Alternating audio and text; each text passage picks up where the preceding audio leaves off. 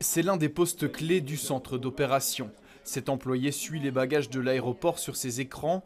Lors de notre visite, il reçoit une communication par talkie-walkie. Ok, c'est quel vol? Deux bagages sont manquants et le responsable doit tenter de les retrouver. Ici, chaque valise est scannée par des caméras qui envoient les données vers le centre d'opération. Ici, nous, on suit les bagages. En fait, on a tout le flow, on a un hélicoptère view de tout ce qui se passe dans le système. On suit du début du check-in, en fait, jusqu'au moment que nos collègues chargent le bagage. Le principe du centre d'opération, rassembler en une pièce des opérateurs qui étaient séparés auparavant. Au total, une quarantaine de personnes travaillent ici chaque jour, supervisées par le manager du centre d'opération. Alles in orde op het systeem, Bert? Ja.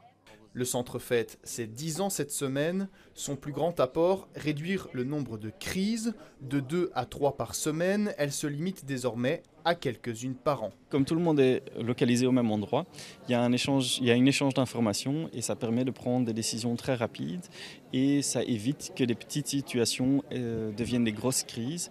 Et donc il y a des petites crises tous les jours mais qui sont gérées très facilement et ça permet en fait que des grandes crises n'arrivent plus ou en tout cas plus très régulièrement.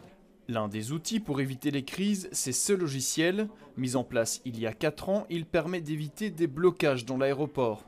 Alors en fait, sur ma droite ici à l'écran, il y a l'outil d'intelligence artificielle qu'on utilise pour prédire les flux des passagers, les pics qu'on attend pendant la journée.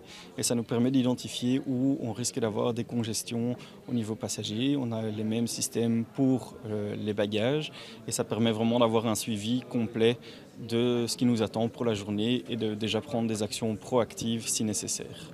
Le centre d'opération reste en constante évolution. Dans 3 ans, il débutera une nouvelle ère. Au programme, plus de collaboration encore avec les acteurs externes, plus de technologie et la présence de la police.